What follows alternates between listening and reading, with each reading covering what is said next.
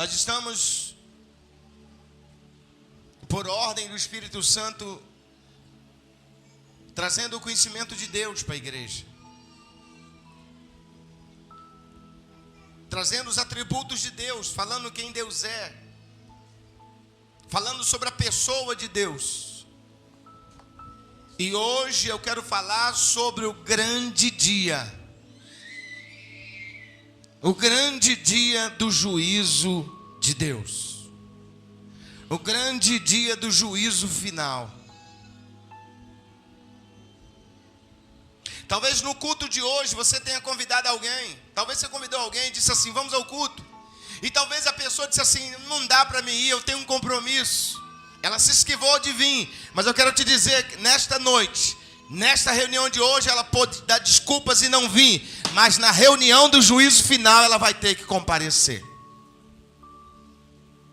Na reunião de hoje, muitas pessoas se sentiram cansadas e não vieram. Mas a reunião do juízo final, todos, independentemente da forma que estiverem, vão ter que comparecer nesta reunião.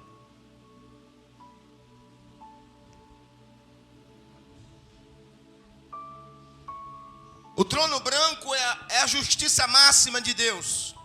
É o juízo final, onde Deus vai dar um basta na impiedade do mundo. Onde Deus vai destruir todo o universo, todas as galáxias. Deus destruirá tudo e vai com a sua igreja, com os seus escolhidos, com os seus filhos, morar na eterna glória para todos sempre.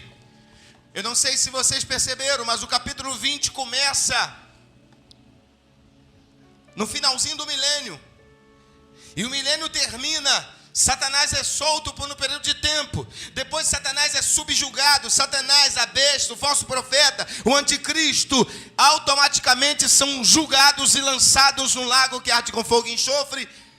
E em seguida inicia-se o grande julgamento do trono branco. Deus já tinha vencido o diabo, já tinha colocado Satanás. Lá no lago de fogo, Satanás não vai reinar. Lá ele vai sofrer como qualquer ser mortal. E agora Deus vai julgar, vai punir o seu último inimigo. Deus vai punir os homens. Deus vai acertar conta com os homens.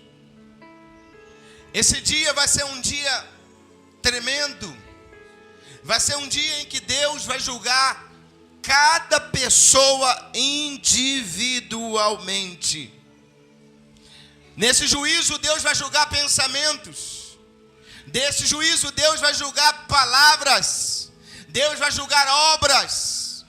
Sabe aqueles pensamentos que você pensa e que acha que ninguém sabe? Deus sabe. E uma das coisas que mais me chama a atenção no dia do juízo final, sabe qual é? É que a Bíblia diz que Deus já está preparado para o grande julgamento. O que isso significa? Que Deus já está preparado. Significa que Deus já tem tudo o que Ele precisa para punir, para corrigir, para condenar aqueles que estarão diante do seu trono. Os juízes de hoje levam um tempão para tentar recolher provas. E às vezes as provas que tem são falsas. Mas o justo juiz, ali já está dizendo, qual era a cor do trono? Qual era a cor do trono? Repita comigo, o trono é branco. Sabe o que significa trono branco? Santidade, justiça absoluta. Não vai haver nenhum tipo de negócios. Não vai haver acordos. Não vai haver alianças. O trono é branco. Ele é santo, o que está sentado é santo. Não vai haver negociações. E Deus já tem todas as provas, desde o dia que você nasceu até o dia que você vai morrer. Deus tem a sua vida toda registrada lá em cima. Deus, como eu disse semana passada, o ser humano chega a pensar, pode catalogar até 30 mil pensamentos diários. Imagine você, 30 mil pensamentos por dia você consegue catalogar. E esses 30 mil pensamentos estão registrados no céu, que todo dia você pensou, quer seja bom ou quer seja ruim. Deus já tem todas as provas, já tem tudo sobre você, tem tudo sobre nós. Não precisa de ninguém chegar lá. e dizer: Senhor, eu tenho as provas que incriminem o Heraldo. Deus já tem todas as provas que ele precisa. Mas deixa eu dizer uma coisa: quantas pessoas têm medo do Apocalipse? Quantas pessoas têm medo de ler o Apocalipse porque dizem que é um livro de figuras, de difíceis interpretações? Que nada. O nome já diz Apocalipse, revelação. Se é revelação, não tem nada escondido, está ali, está explícito. Deus abriu o jogo e mostrou para nós tudo o que vai acontecer. Está tudo escrito, e o que vai acontecer ali, vai acontecer e ninguém pode evitar. Para muitos eruditos, o livro do Apocalipse é reconhecido como o desdobramento. Para outros é a retirada do véu. Eu também penso, particularmente penso, irmãos, que o livro de Apocalipse é um livro de mistério. É um livro de majestade, mas também é um livro de muito tormento. Porque ali Deus nos mostra o estágio final dos ímpios, que para todos sempre serão apertados por Deus, serão punidos por Deus. E uma das coisas que eu tive pensando ao meditar nessas palavras: se há mais de 1 milhão de caminhos que levam o homem ao inferno, não existe um que tire o homem de lá. 1 milhão de caminhos que levam o homem para o inferno, e não existe um sequer que tire ele de lá. O inferno não existe saída. O inferno não existe escape. O inferno não existe escapatória. Deus fez o inferno muito bem feito. Deus preparou o lago de fogo muito bem feito. Nem o próprio Satanás vai conseguir sair de lá. Então, se existe 1 milhão de caminhos que Satanás coloca na sua frente, que te conduz ao inferno, deixa eu te lembrar: não existe um para você sair de lá. Não existe saída do inferno. Se no céu a canção que é cantada lá todo sempre é: digno é o Cordeiro de receber glória, honra, louvor, majestade, porque com seu sangue comprou povos de nações, tribos e línguas. Se no céu essa canção não se para, existe uma outra canção que é cantada no inferno, e é esta: acabou a cega, findou o verão, e nós não conseguimos ser salvos. E eu sugiro a vocês um conselho, a vocês que estão aqui essa noite. Diante de um mundo tão perverso, diante de uma política corrupta, diante de uma política imoral, diante de uma população imoral que nós vivemos, diante de tantas coisas que estamos vendo, diante de uma economia falhada, destruída, esfacelada, eu aconselho a vocês a lerem Apocalipse 17, 18 e 19 esta semana. Diante de tudo isso que nós estamos vendo, eu aconselho vocês a ler esses 3 capítulos de Apocalipse essa semana. Leiam e vocês vão ver. O livro de Apocalipse também tem uma particularidade. É o único livro que tem essa particularidade, que no capítulo 1, versículo 3, Deus diz assim: bem-aventurado aqueles que leem, aqueles que ouvem e aqueles que guardam as profecias deste livro, porque o dia ou o tempo está próximo. Olha como esse livro é diferente, porque ele fala do grande dia do julgamento de Deus, o lago de fogo, aonde já está o falso profeta, a besta e o dragão, a antiga serpente. E nós vamos comparecer diante de Deus. Cada pessoa vai aguardar a sua hora. Cada um vai aguardar a sua hora. É o dia do julgamento dos pecadores. E vi um grande trono branco. Obviamente isso tipifica pureza. O que passa em nossas mentes, irmãos? Ouça, que terrível. De cuja presença fugiu a terra e o céu, e não se achou lugar para eles. E vi os mortos grandes e pequenos que estavam diante do trono. Outros homens já pregaram também mensagens parecidas com essa há muitos anos atrás. Vários títulos foram dados a esse dia, como por exemplo John Wesley. O John Wesley chamou esse dia de o grande veredito. Billy Sunday, em sua forma maravilhosa, chamou esse dia de feriado de pagamento. Certo pregador do interior da Inglaterra, uma vez, o chamou de a última rodada. Você pode chamar do que você quiser, se preferir. Você pode falar de um encontro com o destino final. Você também pode dizer ainda, se achar melhor, poderá chamar esse dia de o dia do acerto de contas com Deus. Se você quiser, poderá chamá-lo de o meu dia na corte. E o livro do Apocalipse começa dizendo que essas coisas em breve acontecerão. 2000 anos já se passaram. 2000 anos se passaram e isso está muito próximo de acontecer. Vamos analisar aqui algumas coisas importantes. O juízo final, preste atenção, o juízo final será maior de todas as reuniões, de todos os tempos. Quem estará ali nesta reunião, pastor Heraldo? Ali estará desde o primeiro Adão até a última criança que vai nascer neste mundo. Desde o Adão até a última criança que nasceu no mundo. Todos, sem exceção alguma, todos os seres humanos que já pisaram nessa terra estará lá neste julgamento. Você estará lá. Todos serão obrigados de comparecer neste tribunal. Quantas pessoas hoje deixaram de vir? Quantas pessoas hoje não deram importância? Quantas pessoas talvez deixaram de ir para a sua igreja, não sei nem aqui, deixaram de ir para a sua igreja, estão sentadas agora na frente do Deus chamado televisão, estão assistindo os seus programas preferidos, e elas estão esquecendo, porque essa geração de hoje está esquecendo disso. Nunca houve um tempo, irmãos, de uns cristãos tão largados como nos dias de hoje. Esse cristianismo que nós estamos vivendo hoje é o pior de todas as gerações que já pisaram neste planeta. Quer ver? Você vai perguntar, talvez um cristão, experimente fazer a pesquisa por si só. Chega para um cristão como quem não quer nada e pergunta: quanto tempo você está na igreja? Ele, obviamente, alguns vão responder: eu estou há 10 anos. Quantas vezes você leu a Bíblia toda? Ele vai dizer: nunca li a Bíblia toda. Como é que pode você viver 10 anos dentro da igreja e nem sequer leu a Bíblia uma vez? Que é isso? Ignorância. Não conhece Deus, é por isso que está aí tantas coisas acontecendo no seio da igreja, tantas sujeiras, imundícias, porque não conhece o Deus que estão servindo. Muitos vão chegar no trono cru, sem saber nada sobre Deus, e quando se depararem com Ele, vão tremer, vão estremecer, porque não conheceram Deus, não se preocuparam em ler a sua palavra.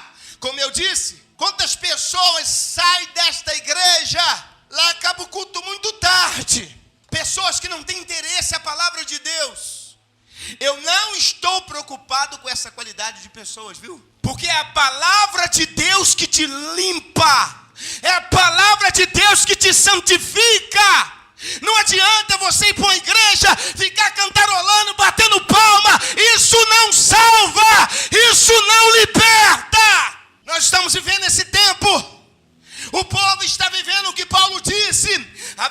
Acontecerá que nos últimos tempos terão comichão nos ouvidos. Sabe o que é comichão nos ouvidos? Quando começar a ouvir a palavra de Deus demais, vai coçar o ouvido. Ah, eu não quero ouvir muito, eu quero ouvir um pouquinho só. Eu quero dançar, eu quero pular, fazer discoteca gospel. Escute, no inferno e no lago de fogo não terá discoteca gospel. A geração de hoje não conhece Deus. Eu vi uma reportagem, uma igreja, sabe a cor que pintaram a igreja? Preto. Porque disse que a igreja não pode se parecer com a igreja. A igreja tem que ter luzes, iluminação, como se fosse boate, para atrair os jovens. Queridos, quem faz um negócio desse não sabe quem é Deus. Quem faz um negócio desse não sabe. Deus não precisa pintar a parede de preta e nem atrair ninguém com luz, porque Ele tem o seu Espírito.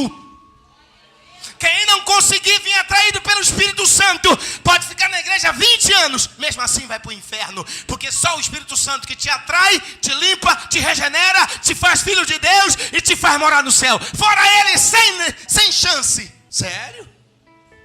Não, a igreja, a minha intenção é que não se pareça com a igreja. Talvez algum de vocês viram essa reportagem. Igrejas carnais, que usa fórmulas carnais para atrair pessoas carnais. E depois tem que fazer programações carnais para alimentar a carne, para sustentar essa gente. E está lá, a igreja cheia de adultérios, cheia de mentiras, cheia de idolatria. Deus está irado com essa geração, meus queridos. Deus está irado, fuja da ira de Deus. Deus está muito irado. Estão pisando o sangue do seu filho. Os homens estão querendo usar os seus próprios métodos, mas vão pagar caro. Um dia vão acertar contas com Deus. E olhe para mim, um verdadeiro pastor, um verdadeiro pregador, não se preocupa se a sua conta bancária está no vermelho. Ele não se preocupa, ele não deixa de dormir porque você está passando um problema no casamento. Mas um verdadeiro pastor, um verdadeiro pregador se preocupa com algo dessa natureza que eu estou pregando. O dia do juízo final. O dia em que cada um dos senhores e senhoras que estão aqui vão ter que encarar Deus face a face, como está aquele homem. E você vai ter que dar conta de tudo que você fez. Tudo que você fez. Quando nós paramos para pensar, isso me tira o sono. Você não sabe quanta angústia eu passei ao ler essa mensagem, ao preparar essa mensagem. Com vontade de sair pela rua gritando aos ouvidos, chegar aqui e gritar aos ouvidos de vocês, incomodá-los, para que vocês entendam que haverá um dia de trono. Você vai ter que dar conta de tudo que você anda fazendo. Talvez você convidou alguém e não quis vir, mas no julgamento não vai ter como. Todos serão arrastados para o julgamento. Todos estarão nessa reunião para o acerto de contas com aquele que está preparado para julgar os vivos e os mortos. Quais são as pessoas que estarão nesta reunião, pastor? A Bíblia dá alguns nomes. A Bíblia cita alguns nomes dessas pessoas. A começar com Apocalipse 21:8. Não abra. Eu vou citar aqui alguns nomes. Quem vai estar no dia do juízo? Quais são as pessoas que estarão ali? Ali vão estar os tímidos, ali vão estar os incrédulos, os abomináveis, os homicidas, os fornicadores, os feiticeiros, os idólatras, os mentirosos, os injustos, os efeminados. Vai estar os ladrões, os roubadores, os adúlteros, os sodomitas, os avarentos, os imorais, os lascivos, os prostitutos, os irados. Todos que contendem, os impuros, os feiticeiros, os odiosos, os que causam discórdia, os ciumentos, os irados, os egoístas, os que causam dissensões, os que fazem facções, os invejosos, os que se embriagam, os bêbados, os que fazem orgias, os hipócritas, os egoístas, os avarentos, presunçosos, os arrogantes, os blasfêmios, os desobedientes, os ingratos, os ímpios, os sem amor à família, os irreconciliáveis, os caluniadores, os sem domínio próprio, os cruéis, os inimigos do bem. Ali vão estar também os traidores, os precipitados, os soberbos, os que são amantes dos prazeres desta vida e não deixaram de ser amigos de Deus. Ali vai estar também, não pense vocês que Deus se esqueceu, porque Deus não se esquece. Ali também vai estar o Hitler, que massacrou mais de 50 mil pessoas. Milhões de pessoas foram mortas, inclusive 6 milhões de judeus. Ali vai estar também, irmãos, Mussolini. Ali vai estar Buda, que inventou essa religião budista para levar as pessoas para o inferno. Ali vai estar Buda, acertando contas com aquele que está sentado no trono. Ali vai estar Maomé. Ali vai estar Allan Kardec, que fundou o espiritismo kardecista, mentindo para as pessoas que tinha vida, que tinha reencarnação ao invés de ressurreição, e está levando multidões para o inferno. Allan Kardec vai estar diante do trono e meu Deus vai julgá-lo e condená-lo. Ali vai estar Charles Taze Russell, o fundador das Testemunhas de Jeová, que de sábado e domingo disseminam essas mentiras, negam a eficácia do sangue, negam o Espírito Santo, negam a palavra, negam tudo, mas esses homens estarão neste dia lá, e o meu Deus vai segurar o seu nariz e vai dizer para eles: por que vocês inventaram mentira para o meu povo? Eu quero ver que conta esses homens vão dar para o meu Deus. Não pense vocês que o Deus que criou tudo isso vai deixar impune todas essas barbárias que os homens estão fazendo, acreditando em suas pobres mentes caídas e carnais, que são como Deus, porque não são. Ali vai estar Mahatma Gandhi, está levando multidões na Índia e no mundo a adorarem ratos, bichos, ao invés de adorar o Criador. Ali vai estar todos os reis que já viveram nessa terra. Ali vai estar todos os presidentes da república. Ali vai estar todos os senadores. Ali vai estar todos os juízes desta terra. Ali vai estar os deputados federais e estaduais, prefeitos, senadores. Ali vai estar vereadores. Ali vai estar secretários de segurança. Ali vai estar a polícia militar, a polícia civil, a polícia federal. Ali vai estar toda essa gente. E eles vão ter que acertar conta diante do tribunal, que é puro, que é santo. Se eles acham que Deus não vai punir, estão completamente enganados. Precisamos acordar, irmãos. Precisamos entender o que a Bíblia está dizendo e acordar desse sono indolente. Ali vai estar também todos os servos, todos os livres. Ali vai estar todos os ateus. Ali vai estar os pretos, os brancos. Ali vai estar todas as pessoas de todas as etnias, de todas as nações, de todas as raças, de todas as tribos. Ali vai estar os sábios. Ali vai estar os ignorantes, os ricos, os pobres, os pequenos e os grandes, todos diante do trono. E ninguém vai sair para ir no banheiro enquanto ele não julgar. Vocês estão entendendo? Ver tudo isso que Deus criou e não temer o seu nome é loucura. Não saber que existe um ser supremo maior do que tudo ao ver a criação. É mais ou menos você pegar um relógio, tocar o relógio sem pensar que aquele relógio existe, porque por trás do relógio existe um relojoeiro. Atrás dessa criação existe o Criador, que criou todas as coisas para a sua glória. Mas o pecado e Satanás tem feito tudo isso vir de água abaixo. Mas eles vão acertar contas com Deus. Amém? Vocês estão prontos? Estão ou não estão? Eu estou nas preliminares ainda.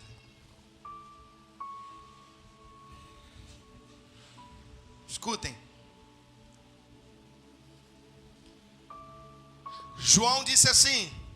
Ele começa dizendo: eu vi um grande trono branco.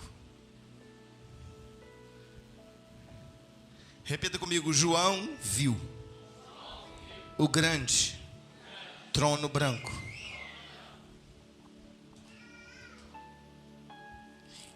Eu creio que é por aqui que a gente tem que começar, irmãos.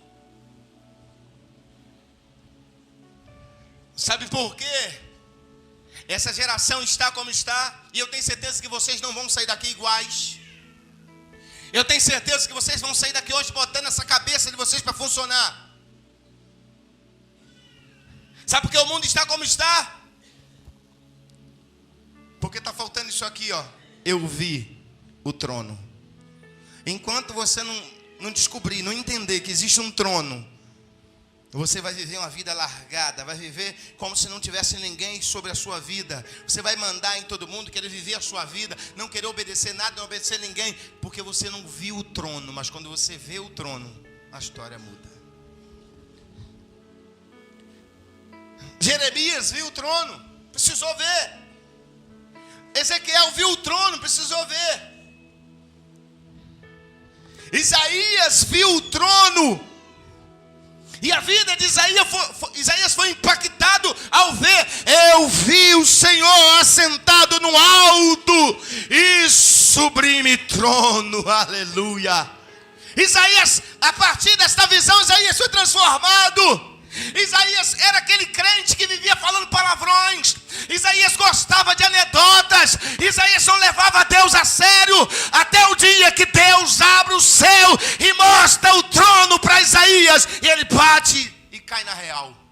Trono, Deus, juízo, acertos de conta. Talvez alguém aqui precisava ver o trono de Deus. Talvez vocês precisavam ouvir uma mensagem como essa para entender que existe um trono. Existe um trono, existe um juízo, existe um julgamento que está por vir. Aleluia. E vi um trono. Nabucodonosor. A Bíblia diz,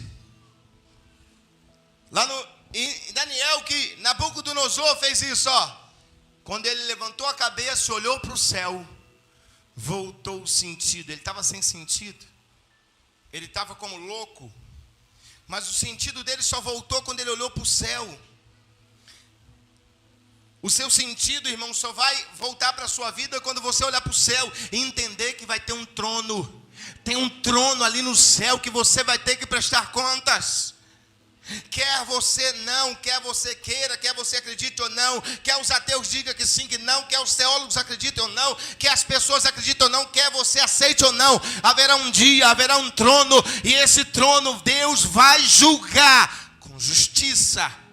Talvez se você vê o trono como Nabucodonosor viu, ele disse, os meus sentidos voltaram. Aleluia. Escute, aqui está. Nabucodonosor, olha o que ele disse. Abra sua Bíblia rapidinho em Daniel. Eu tenho que ler esse texto. Daniel, aleluia. Depois de Ezequiel, capítulo 4, 36 e 37. Diz assim: no mesmo tempo, quando ele olhou para o céu, me tornou ouvir o meu entendimento, e para a dignidade do meu reino tornou-se a vir a minha majestade, o meu resplendor, e buscar os meus capitões, os meus grandes, e fui restabelecido no meu reino, e a minha glória foi aumentada. Agora, eu, Nabucodonosor, eu louvo, exalço e glorifico ao Rei dos céus, porque todas as suas obras são verdades, e todos os seus caminhos juízo, e pode humilhar todos que andam na soberba. Ele estava comendo capim durante 7 anos, mas por um dado momento ele olhou para o céu. Ele pôde olhar para o céu, ele olhou para o céu e o entendimento dele voltou. Ele estava vivendo como um animal porque não estava olhando para os céus. É assim, irmãos, quando a gente deixa de olhar para o céu e de entender o Deus que está lá em cima e das contas que vamos ter que prestar, nós vivemos pior do que os animais. Fazemos coisas que nem os animais faziam. Ele diz, o meu entendimento voltou porque eu olhei para os céus. Irmãos, está na hora de você olhar para o céu. Está na hora de você ver que existe um trono, existe um juízo, um julgamento. E Deus não tem como você chegar lá e dizer que você é parente de fulano, de ciclano. Com Deus não tem isso. Amém? Essa geração está vivendo como estamos vendo. Fazer igreja como boate. Vocês concordam? Pintar a igreja de pretinho? Eles estão pensando no bem-estar das pessoas e não no bem-estar do Deus, dono da igreja. Vocês estão pensando que absurdo? É uma igreja aqui por São Gonçalo, uma igreja conhecida, mas que abriu agora em São Gonçalo. Deixa eu dizer uma coisa para vocês aqui. Deixa eu sair da introdução. Presta atenção. Diz assim: e vi um grande trono branco. João viu, olha para mim, olha o que ele viu, grande, grande, diga comigo, grande. Por que João frisou que o trono era grande? Por que o trono é grande? Ele não está falando, irmãos, aqui de uma cadeira maior, enorme aquela cadeira, eu nunca vi na terra igual, aquela cadeira é grande, não. Grande aqui está falando da grandeza, da magnitude daquele que está sentado no trono. Trono aqui fala da majestade, da grandeza, da glória do Deus que está sentado naquele trono. Grande aqui fala da extensão do seu domínio, da extensão do seu poder, o Deus criador de todas as coisas. Grande aqui fala da sua magnitude, da sua grandeza. Dá para vocês entenderem isso? Ele podia dizer, eu vi um trono. Por que ele diz, eu vi um grande? Já parou para pensar que o trono de Deus é grande? É grande porque é eterno, é grande porque é santo, é grande porque é justo. Outra coisa, eu vi um grande trono. Grande trono. Repita comigo, João viu um grande. Você já sabe o que significa. E ele disse que viu um trono. Diga comigo, trono. Sabe o que ele quis dizer quando viu um trono? Governo. Governo. Trono fala de governo. Trono fala de justiça. Vocês estão me compreendendo? Trono fala de justiça. Irmãos, quando se fala da justiça de Deus, temos que deixar em aberto, assim como João fez. João falou que o trono era um trono grande. Por que João fala isso? Porque a mente e a capacidade humana não consegue compreender a imensidão disso. E por isso, por não entender, não se pode explicar o que não se compreende. Por isso que João falou só, o trono é grande, é branco. Porque ele não dá, a mente não dá. Simplesmente não há palavras na linguagem humana para descrever. Porque a nossa linguagem não é forte o suficiente para isso. Para falar de uma grandeza, algo tão imenso como é a justiça de Deus e a santidade de Deus. Do brilho, da brancura reluzente da justiça de Deus. Que nem mesmo os anjos podem parar diante dela sem cobrir-se. E a Bíblia diz em Hebreus, capítulo 1, versículo 7, o trono de Deus é tão branco, tão reluzente, tão brilhoso, tão grandioso, que nem os anjos que estão diante dele, nem os anjos que convivem lá, podem chegar e olhar para o trono. Os anjos, quando chegam lá, sabe o que eles têm que fazer? Eles cobrem o rosto, porque não conseguem olhar para a grandeza daquele trono e daquele ser que está sentado no trono. Eles cobrem o rosto, porque não podem ver. E imagine, Hebreus 1:7, os seres que ali são chamados de fogo. Estão queimando, não pelo próprio fogo, mas pelo reflexo deste glorioso, terrível, magnífico Deus e a sua justiça. Este trono é que vai julgar você. É branco, sem mácula, sem defeito. Não é de cor incerta. Acordo não serão feitos com você, irmão. Você será julgado puro, branco, quente e santo caráter de Deus. Agora, quando vemos este trono, podemos entender muitas coisas. Este trono do capítulo 20, escutem. Quem já leu a Bíblia ou quem já leu o Apocalipse, existe um outro trono ali também no capítulo 4 de Apocalipse, versículo 2 e 3. Existe um trono ali também. Só que não é o mesmo trono que eu estou falando. Porque o trono do capítulo 4 de Apocalipse, quando aparece o trono ali, diz a Bíblia, e tinha sobre ele um grande arco-íris. Não é o mesmo trono, porque o trono branco não tem nenhum arco-íris brilhando sobre ele, porque o capítulo 4 está dizendo que Deus quis fazer aliança com os homens. No capítulo 4 tem seres viventes, tem adoradores, tem anjos. Mas no capítulo 20 do trono aqui não tem anjos. Por que não tem anjos? Porque não vai ter promessas, não vai ter arco-íris. Não, vai ser seco. Vai ser, Deus vai afastar anjo, vai afastar tudo. Sabe por quê? Ele quer pegar você cara a cara sem ninguém interferir. Não vai ter cânticos, não vai ter promessas, não vai ter nada. Você e Deus. Você e Deus e mais ninguém. Você já parou para pensar nisso?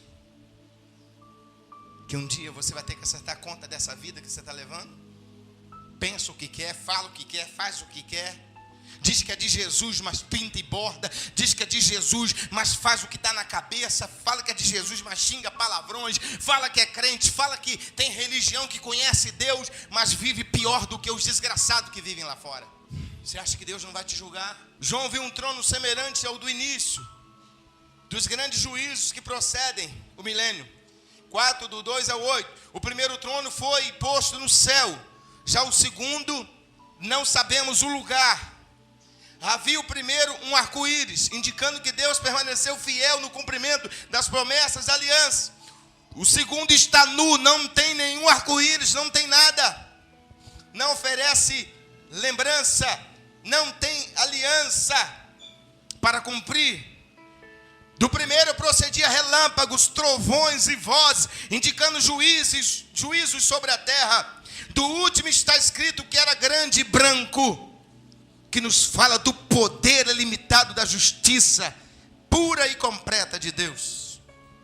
É evidente que o grande juízo do trono branco não é o mesmo julgamento das nações, não é o mesmo. Do capítulo 25, 31 ao 46 de Mateus. O primeiro será quando vier o Filho do Homem na glória. Mateus 25, 31, 1 Coríntios 4, 3, 4, 2 Tessalonicenses 1, 10.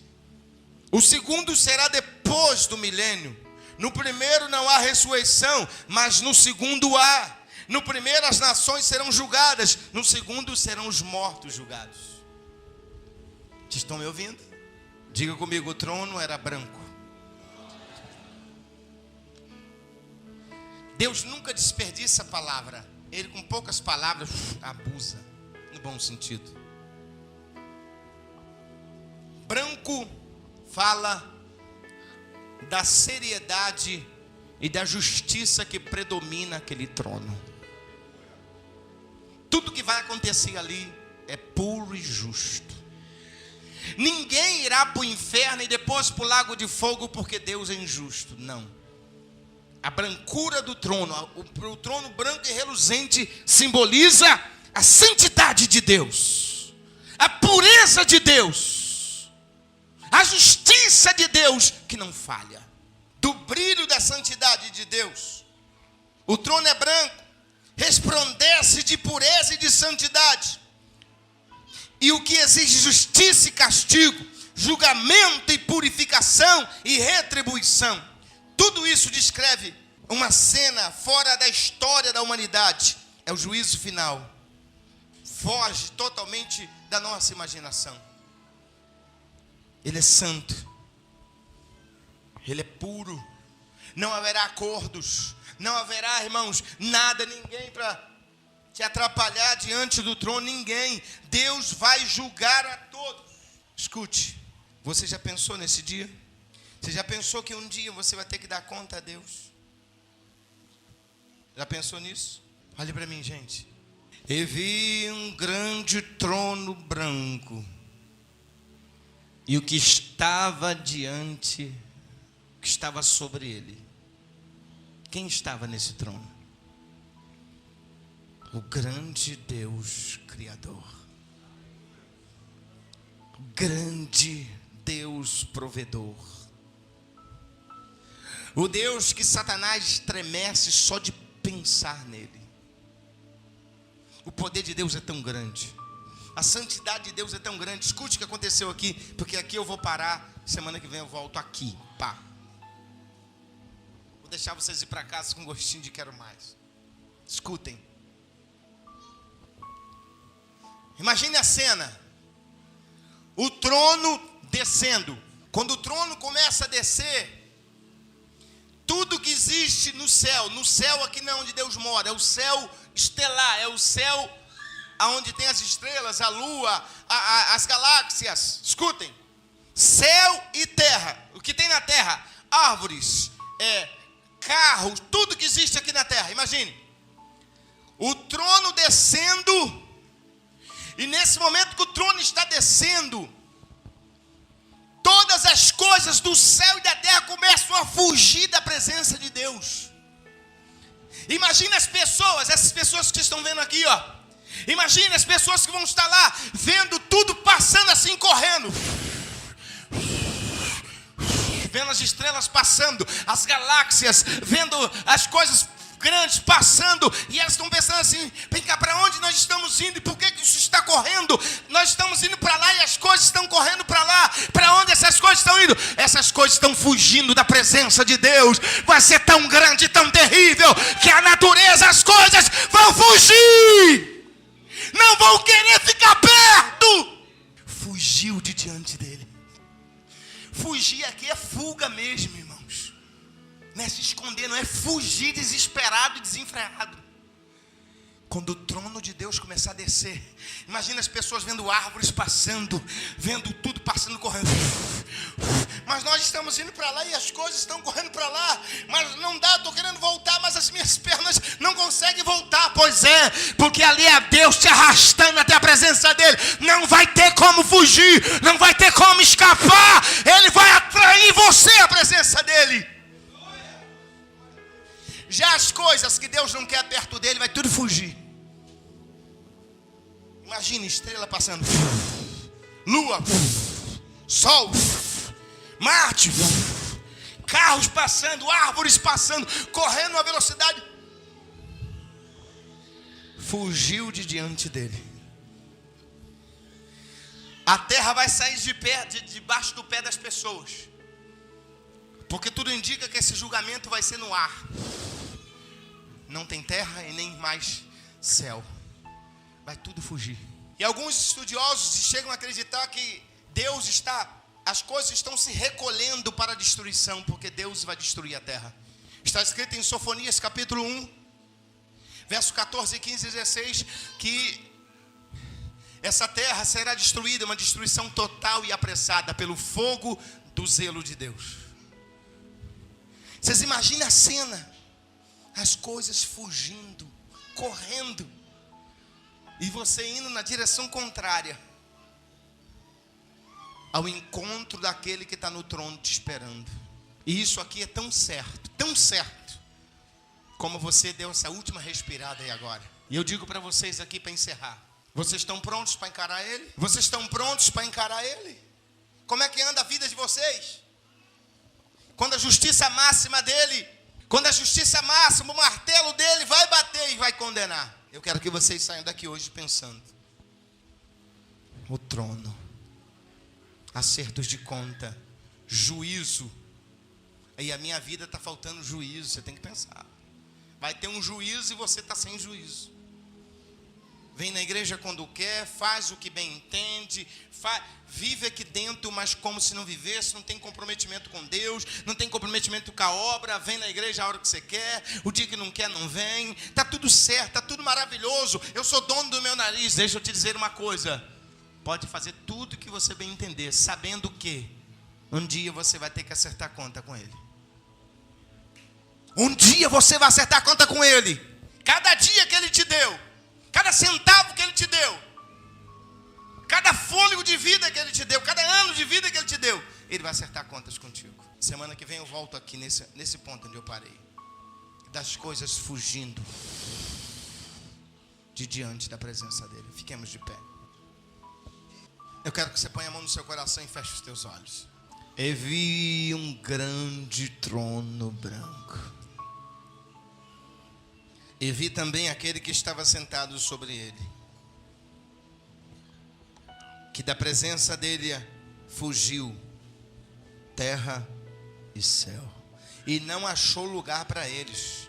E vi os mortos, grandes e pequenos, que estavam diante do trono.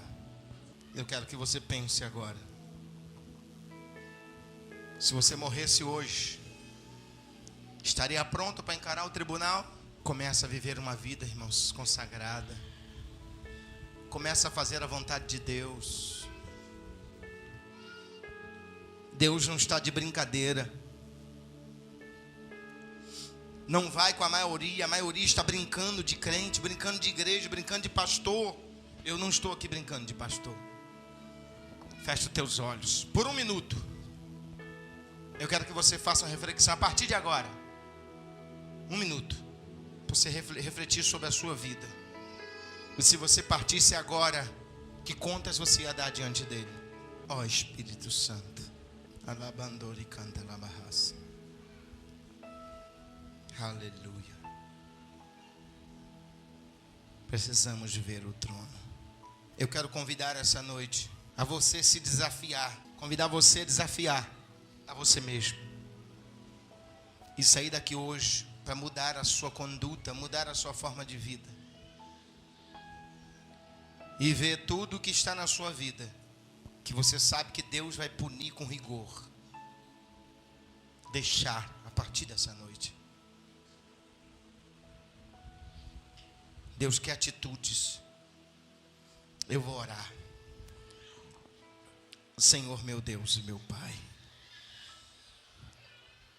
Meu Deus, o que será, meu Pai, daquelas pessoas que não estão prontas para encarar esse dia? Estão vivendo a vida, desprezaram Jesus, pisaram no sangue dele, não se importaram com a igreja, não se importaram com a mensagem, não deram crédito. Porque o mundo aí fora, Pai, engana. Senhor, a tua palavra foi pregada e semana que vem eu vou voltar nesse assunto. É muita coisa, é muito forte para tentar falar em 30 minutos, meu Pai. E eu tenho certeza, Pai, que se eu fosse falar tudo aqui que eu teria que falar hoje, gastaria 1h30 ou mais. Domingo que vem, a metade dessas pessoas que estão aqui não viria. Porque sentem comichão nos ouvidos. E tu sabes, meu Pai, melhor do que eu. Por isso o Senhor, com a sua bondade, mandou que eu partisse a mensagem no meio, para que elas pudessem te conhecer. Toma essas pessoas em tuas mãos, meu Pai. Essa pessoa que não te aceitou ainda, essa pessoa que não aceitou Jesus para salvar a vida dele, dela, essa pessoa que não se arrependeu dos seus pecados, essa pessoa que está na igreja, mas está fazendo um monte de coisas erradas, meu Pai. Essa pessoa que está na igreja, mas não tem comprometimento, está na igreja e continua, meu Pai, nos vícios, enganados por Satanás. Faça essas pessoas se arrependerem, fugirem do pecado, do mundo, porque esse dia não tardará. Entrega a tua igreja em tuas mãos. E peço que tu não me cobre o sangue dos que aqui estão, Pai. Porque eu tenho dado o conselho